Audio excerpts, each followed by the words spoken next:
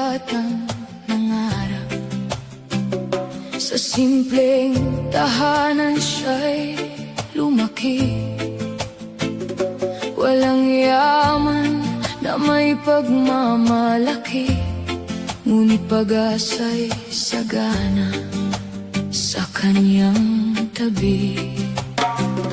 Sa bawat umagang kanyang pagbangon, kasama ang mga magulang na nagsakripisyo, tahimik nilang pasan ng kahirapan upang makita lamang siyang magtagumpay.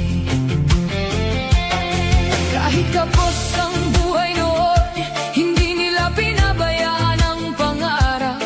Pagmamahal ang kanilang puhunan na naging lakas ng isang kabataan. Rene, bituin ng Mindanao, mula sa hirap hanggang tagumpay, pangarap mo'y aming gabay. Mula Calacogon hanggang kalangitan, naririnig pa rin ang iyong pangalan. Hindi ka nawala, hindi ka naglaho, ikaw ay buhay sa puso ng Mindanao.